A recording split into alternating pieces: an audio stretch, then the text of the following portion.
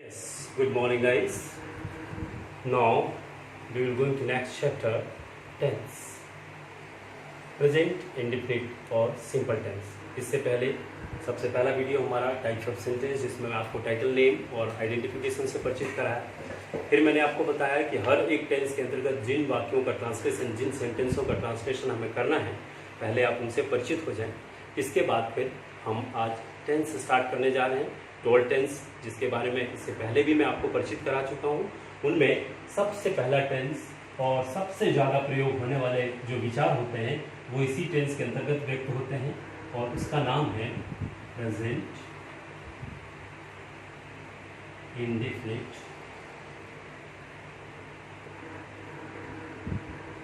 और इसे simple tense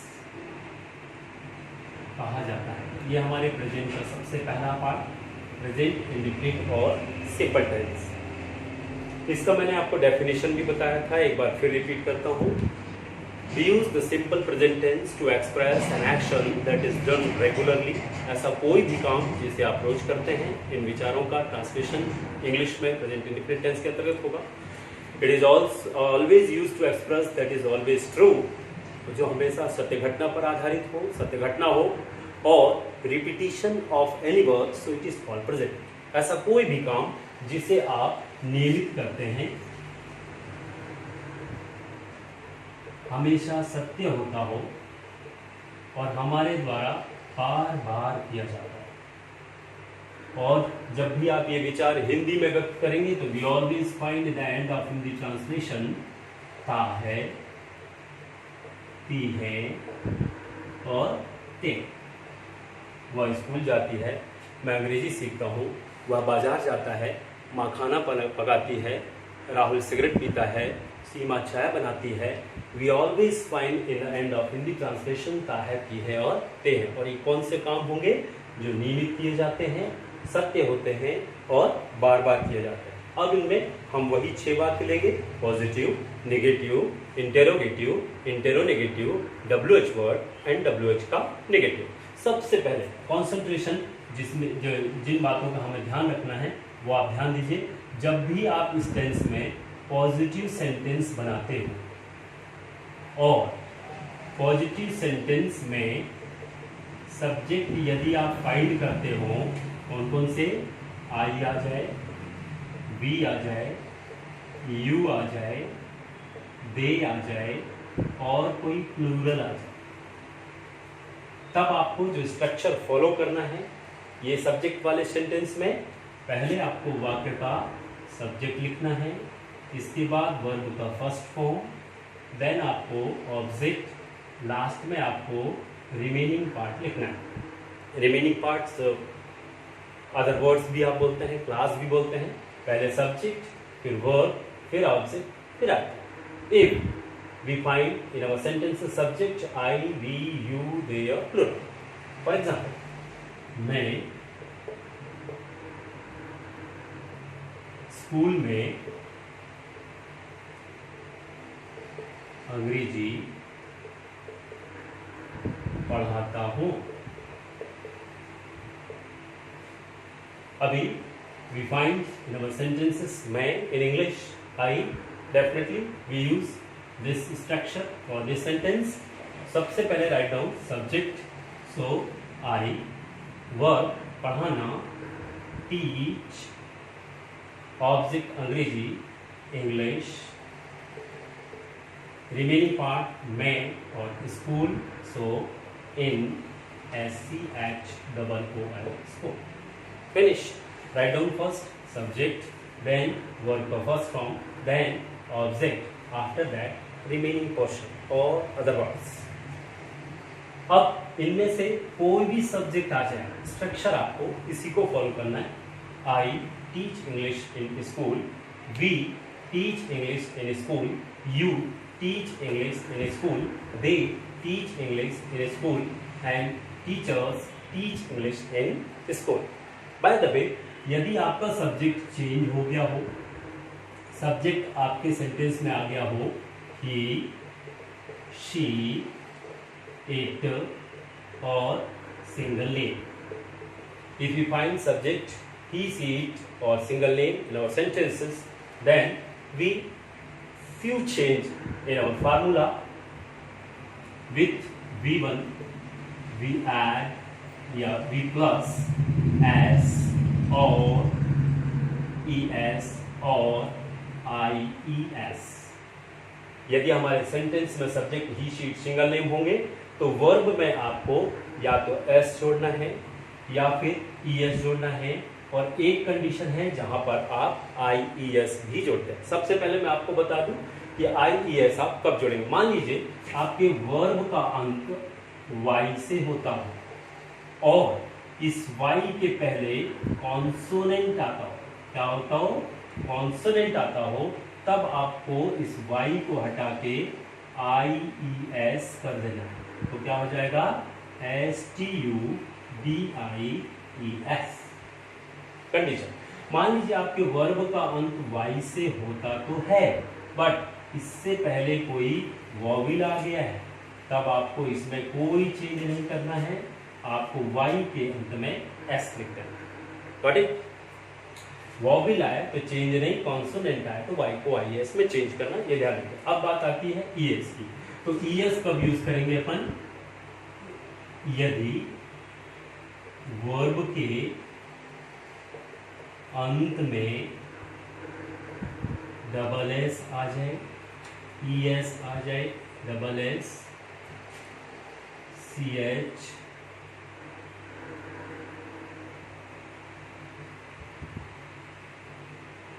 SH, X, O or Z, then we use ES in the end of verb. Otherwise, in our sentences we find subject he, she, it single name, and verb के अंत में यदि ये अक्षर ना आते हो तब हमको S यूज करना है. क्लियर हो गया? सब्जेक्ट ये हो और वर्ब का अंत Y से हो, इससे पहले कॉन्सोनेंट हो तो IES. सब्जेक्ट ये हो, वर्ब का अंत Y से हो लेकिन इससे पहले वॉविल आए तो S लगाना है. फिर बात आती है यदि वर्ब का अंत double S, SH, CH, X, O, Z से हो तो ES ऐड कीजिए. सब्जेक्ट ये हो, वर्ब का अंत इन अक्षरों से ना होता हो तब आपको S यूज करना है. मान लीजिए कि आपके सेंटेंस में सब्जेक्ट ही, शी, इट और सिंगल नेम नहीं है, तब आपको इस SES का फार्मूला में ध्यान रखना जरूरी नहीं. सो गाइस, अब आपने देख लिया कि सब्जेक्ट ये होंगे तो वर्ब में SES का आपको ध्यान रखना है. सब्जेक्ट ये होगा तो आपको वर्ब में SES का ध्यान नहीं रखना. अब हमें दोनों के लिए दो फार्मूले लर्न ना करके यदि इन दोनों को कॉम्बिनेशन का फाइनल फार्मूला बनाएंगे तो पॉजिटिव का हमारा फाइनल फार्मूला बनेगा. ये ध्यान दीजिएगा, पहले सब्जेक्ट लिखिए, इसके बाद वर्ब का फर्स्ट फॉर्म. आवश्यकता है तो S और ES ऐड कीजिए. ये मैंने ब्रैकेट में रखा है. इफ यू नीड, यदि आपको जरूरत है तो आप यूज कीजिए, otherwise you never use in our sentences. After that object और लास्ट में आपको रिमेनिंग पार्ट रखना है. एक एग्जाम्पल लेते हैं हम. राम खेल के मैदान में क्रिकेट खेलता है. Present simple का sentence we always find in the end of Hindi translation ताहती रहते हैं, but we find in this sentence subject Ram, so it is called single name. Definitely we use in the end of verb SES और IES. ध्यान रखिएगा, subject ये होगा तो SES को use करना है. ये मैं बार बार बता दे रहा हूँ, दिमाग में भी रखने का. सबसे पहले अपन सब्जेक्ट लिखेंगे राम. वर्ब क्या है? खेलना. इंग्लिश में हम बोलते हैं प्ले. अंत में क्या आया? Y. बट ये कंडीशन देखिए, Y के पहले वॉविल हो तो Y चेंज नहीं होता है. Y के पहले कॉन्सोनेंट है तभी इसको चेंज करेंगे, तो यहाँ कोई चेंज नहीं होगा. फिर अंत में ये भी नहीं कि ES ऐड कर दें, फिर आपको क्या ऐड करना पड़ेगा? S. इसके बाद आप ऑब्जेक्ट लिखेंगे तो यहाँ हो जाएगा क्रिकेट. पहले सब्जेक्ट लिखा, वर्ब लिखा, SES ऐड किया, फिर ऑब्जेक्ट. अब रिमेनिंग पार्ट में क्या बचा? में मतलब मैदान के अंदर की बात है और खेल का मैदान. तो ये हो जाएगा in play ground. Translation complete. Ram खेल के मैदान में क्रिकेट खेलता है, तो Ram plays cricket in playground. He plays cricket in playground. She plays cricket in playground. Sohan plays cricket in playground. ठीक है, अब राम की जगह सब्जेक्ट यदि आई आ जाए तब आपको ये एस को हटा देना है या एस को ऐड नहीं करना। For example, I play, not S, I play cricket in playground. You play cricket in playground. They play cricket in playground. We play cricket in playground. And children play cricket in playground. इस तरीके से आपको positive sentence का translation सीखना है। इसकी अच्छी practice आप कर सकते हैं। आपका दैनिक दिनचर्या, आप अपने फ्रेंड की दैनिक दिनचर्या बना लीजिए तो आपका एस की प्रैक्टिस हो जाएगी। एक्चुअली आपका सेंटेंस का सब्जेक्ट क्या होगा, ही होगा डेफिनेटली। और आप अपने दिनचर्या की प्रैक्टिस कीजिए तो आपका बिना एस वाले फार्मूले की प्रैक्टिस हो जाएगी। भाई वह सुबह 5 बजे उठता है, वह ब्रश करता है, वह नाश्ता करता है, वह 8 बजे इंग्लिश कोचिंग जाता है, वह वहाँ अंग्रेजी सीखता है। These types of sentence early morning to late night आप सेंटेंस बनाइए। फ्रेंड के सेंटेंस, फ्रेंड का जब दिनचर्या बनाएंगे, डेली रूटीन बनाएंगे तो एस का प्रयोग करेंगे। सब्जेक्ट आपका ही डेफिनेटली होगा। आप अपना डेली रूटीन बनाइए तो बिना एस की प्रैक्टिस हो जाएगी। इस तरीके से आप पॉजिटिव फार्मूले को प्रैक्टिस से अच्छे से लर्न कर सकते हैं। मैंने तो एक ही एग्जाम्पल दिया, इस एक एग्जाम्पल के सहारे आपको ये फार्मूला लर्न हो सके संभव नहीं है। इसके बाद हम चलते हैं, ये तो बात पॉजिटिव की होगी, अब हम आते हैं नेगेटिव। पॉजिटिव सेंटेंस के बाद नेगेटिव। नेगेटिव से आपको ध्यान रखना है, प्रेजेंट इंडेफिनिट में हेल्पिंग वर्ब जो यूज होंगे वो होंगे डू या फिर डस का, वो भी फ्रॉम पॉजिटिव। डू का प्रयोग आप करोगे I, we, you, they and plural के साथ। डस का प्रयोग होगा आपका ही, शी, इट और सिंगल, जिसका प्रयोग हम पॉजिटिव में नहीं करते हैं। ध्यान दीजिए, फार्मूला हमारा बनेगा subject, according to subject we choose do और does and we never use S in the end of verb. इसके बाद आप नॉट लिख सकते हैं, फिर वर्ब का first form, then object oblique I. हाँ, ध्यान रखने वाली बात है, यदि आप शॉर्ट कर लिखना चाहें तो डोंट, डू नॉट के लिए एंड डजंट, डज नॉट के लिए प्रयोग कर सकते हैं। ठीक है, एक सेंटेंस मैंने लिखा, वह स्टेशन नहीं जाती है। सिंपल सा है, नेगेटिव सेंटेंस। पहले सब्जेक्ट लड़की है, क्या यूज होगा सी, सी आएगा तब अपने को क्या लगाना है डज, तो she does not go to station. Done. पहले आपने सब्जेक्ट लिया, सब्जेक्ट के बाद डू डज, फिर आपने नॉट, फिर V1, फिर ऑब्जेक्ट, देन आते देन फिनिश। फिर आते हैं अपन थर्ड वाला interrogative short answer type question. आपका इंटेरोगेटिव सेंटेंस, इंटेरोगेटिव में क्या करना, सबसे पहले helping verb, helping verb question ही कहा जाता है इसको। इसके बाद आप सब्जेक्ट लिखिए, फिर V1, then object oblique RP, in question mark start. Short answer type question है। सेंटेंस बनेगा, क्या राहुल सिगरेट पीता है,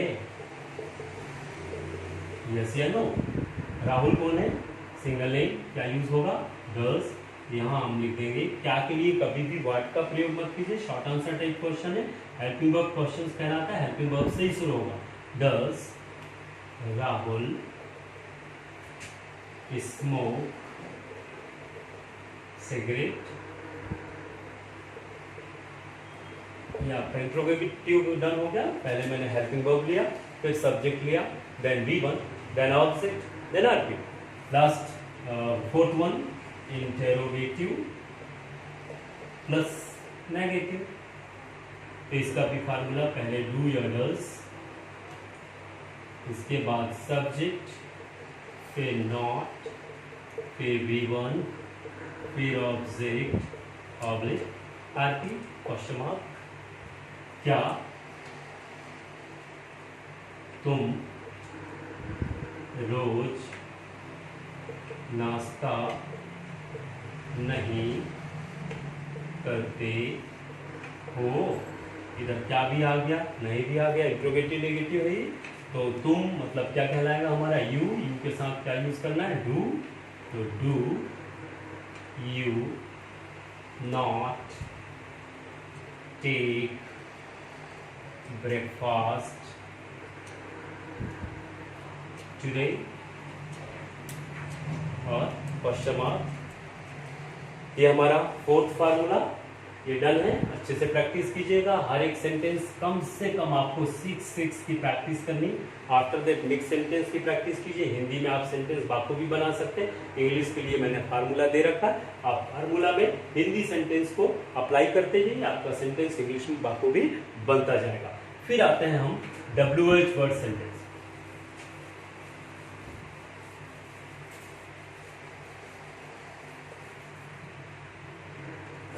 Fifth one, WH word. Write down first WH plus interrogative. So it is called double interrogative. आपको WH लिखना है और पूरा फार्मूला इंट्रोगेटिव का अप्लाई कर दीजिए। इंट्रोगेटिव का फार्मूला क्या था? डू या does plus subject plus V1 then object oblique RP question mark. यहाँ हमने लिखा हम रोज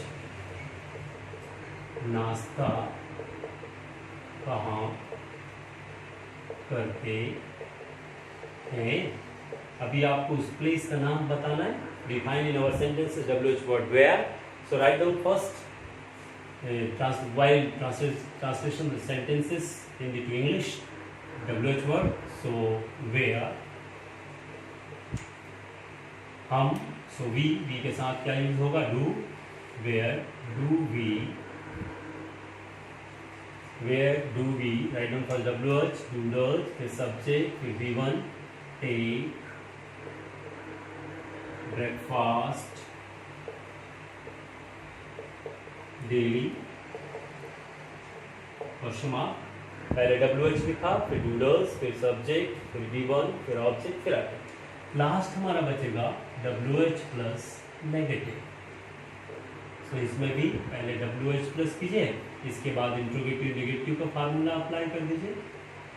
डू या does plus subject plus not plus V1 then object oblique RP question mark.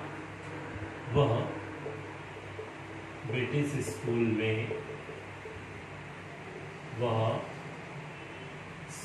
में अंग्रेजी क्यों नहीं सीखती है? सबसे पहले आपको WH लेना है अकॉर्डिंग टू फार्मूला। तो ये हो जाएगा why does she not learn English in British school. पहले WH do does subject not V1 object RP. इस तरीके से आप इन 6 वाक्यों का ट्रांसलेशन वाक्य भी अपने प्रेजेंट इंडेफिनिट टेंस के अंतर्गत करेंगे। और ये सारे सेंटेंस ऐसे हैं जिनकी रोजमर्रा के लाइफ में, दैनिक जीवन दिनचर्या में हमें जरूरत पड़ती है। या तो हम सामने वाले की सुनते हैं या तो सामने वाले से बोलते हैं। यदि हर फार्मूले के आप कम से कम 6-6, 7-7 सेंटेंस बनाएं तो निश्चित रूप से हर फार्मूला आपको अच्छे से लर्न हो जाएगा। आप ये बिल्कुल मत सोचिए कि एक सेंटेंस के सहारे प्रेजेंट इंडेफिनिट को आप भली भांति समझ पाएंगे। आपका प्रयास रहेगा, आप यदि अच्छे से अभ्यास करते हैं, जो भी क्वेरी होगा व्हाट्सएप के माध्यम से हम आपको जो भी आपके क्वेश्चंस होंगे उनको सॉल्व करेंगे, उनको बताएंगे। या नेक्स्ट वीडियो में कोशिश करूंगा जो डिफिशियंसी आपके तरफ से आ रही है उन डिफिशियंसियों को कंप्लीट करके आप तक मैं पहुंचाऊं, ताकि आपको किसी भी प्रकार की कोई समस्या इन सारे टेंसों को या इन चैप्टरों को समझने में ना हो सके। और आज की क्लास हम प्रेजेंट इंडेफिनिट सिंपल टेंस में ही समाप्त करते हैं। नेक्स्ट क्लास, नेक्स्ट वीडियो में नई जानकारी के साथ मैं फिर आपके सामने उपस्थित हुआ। Thank you.